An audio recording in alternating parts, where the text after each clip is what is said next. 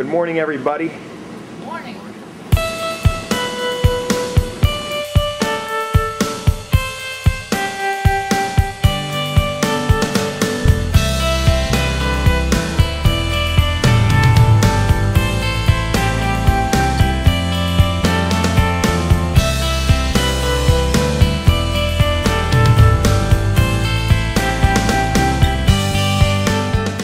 Mike here, continuing our little video blog. I'm going to install end computing gear in Consuelo. It's a little place about an hour away from Santo Domingo. Sitting her on the plane, long trip, very crowded flight. As you can see, lots of people in line for the bathroom. Terry's a big Sprite drinker. Actually, this is considered Sierra Mist. You should lay out the Sierra Mist there, Terry. Be a lot more comfortable ride. This guy next to me here, Edgar. Hopefully you'll get a chance to talk to him. He actually works for Alpha Biomedical and Diagnostics Corporation. He's an IT manager. He's really familiar with end computing gear too, as you can see. I've been talking to him about my job and everything I do, and you can see it's very exciting for him. He's out right now. I'm here with Edgar. Hi. I already made an introduction for Edgar. He also was interested in using the end computing gear, like we're going to be installing in the Dominican Republic, and so it's good to get to know you. We're going to email Edgar our findings as we find them down there for 32-bit color depth in video resolution. He's got some applications got to run that. So anyway, while Edgar was sleeping, I started telling Terry my life story and stuff, and he was really excited about it. I'm practicing, reaching out to people, trying to get to know them. And I have to learn not to say my story first. So maybe they'll be more excited. What do you think? Yeah, I think so too. All right, we're going to sign off now. Edgar, it's a pleasure to meet you, and hopefully we'll connect again soon. See ya. Mike here, sitting in San Juan Airport, and we're just meeting together as a team real quick. I'm going to go over a couple things for our little project here. So here is the current desired floor layout of our friends at this church, and Mark kind of already told me it's going to be very tight. So we'll see. I mean, doesn't mean we're necessarily locked into this, but we have to, and it doesn't mean we're going to have all 30 of them going. I think, what's the count, Armin? The total count that we'll be able to actually, is it 20? We could do 33 if we had. Right, I mean, we don't have enough USB ports for that, so I think it's 29. So we'll be doing 29 total computers there. I'm excited. The team that we're going to go meet down there is very knowledgeable. They have a high amount of ownership for this lab, so it's going to be really fun. See you in Santo Domingo. Thank you. Hasta la vista. As you all know, obviously we're working with Esperanza, which is a Christian NGO that works in microfinance, but in addition to microfinance, they've got a community educational component to their ministry as well, computers being one of the main elements. There's a lot of excitement, and the reason why is just because of the energy situation, and we don't see the energy situation getting any better. That would be illogical to think that, really.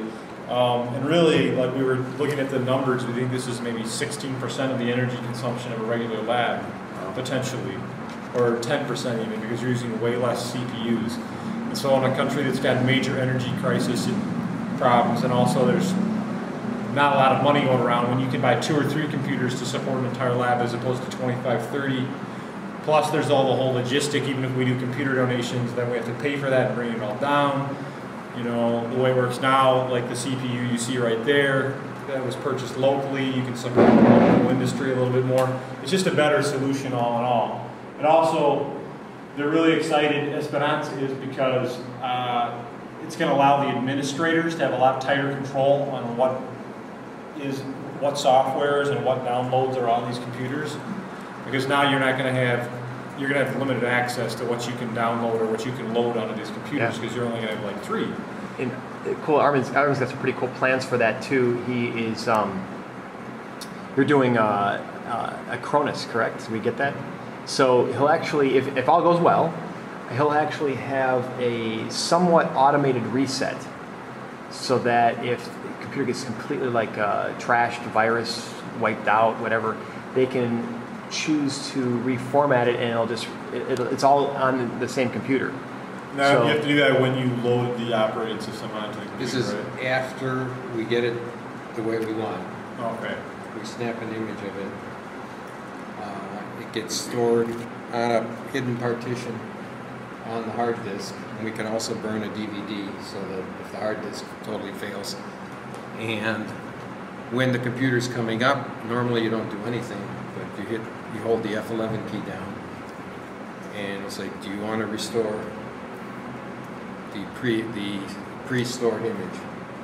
Okay. If you say yes, it goes through, restores it to the way it was when we set it up. And if the Esperanza staff makes some embellishments, I can show them how to snap another image or an incremental image, so that they basically have the safety net, what they want to restore it to before the students mess it up, or if It's very cool. That'll be a great feature. you said the curriculum is for Microsoft Office to create proficiency. Right. And I asked if this is directed towards adults or kids.